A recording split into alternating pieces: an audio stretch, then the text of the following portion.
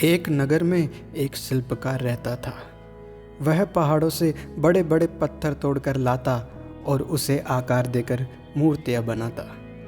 इस रोजगार में मेहनत ज़्यादा थी, आमदनी कम। दिन भर धूप पसीने में काम करते हुए शिल्पकार सोचता, अरे यह भी कोई कार्य हुआ।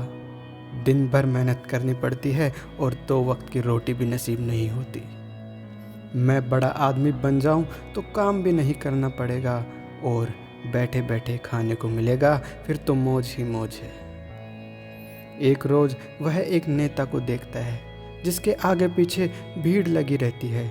लोग उसे झुककर सलाम करते हैं, उसके पैर छूते हैं। शिल्पकार ने सोचा, एक बार नेता बन जाऊं फिर तो मौज ही मौज है। ऐसा सोचकर वो एक बहुत बड़ा नेता बन गया।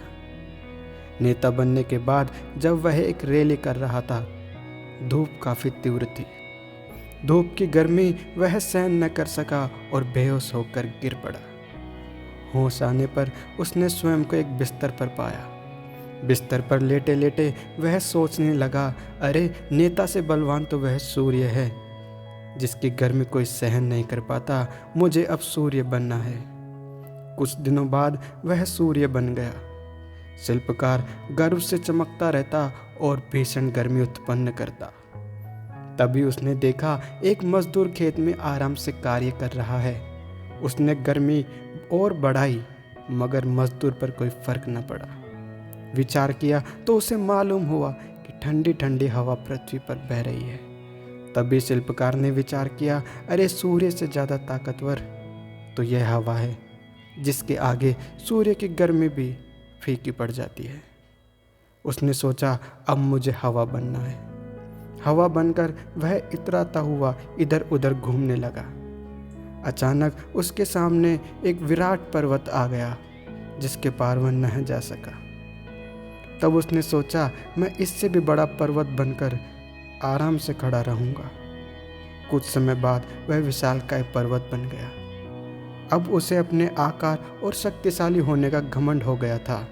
कुछ दिनों बाद उसे छेनी और हथौड़े की आवाज़ परेशान करने लगी।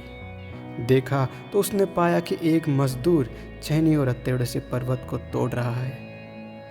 यह देखकर वह परेशान हो गया। वह सोचने लगा, अरे इस पर्वत से शक्तिशाली तो यह मजदूर है, जो छेनी और हथौड़े से इस पूरे पर्वत को तोड़ देगा।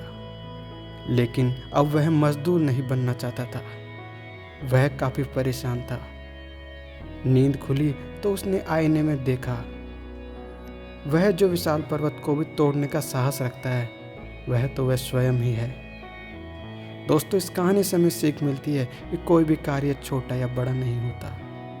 सभी के कार्य अपनी अपनी जगह ठीक होते हैं। किसी भी कार्य को करने में हिचकिचाना नहीं चाहिए, बल्कि गर्व का अनुभव करना चाहिए।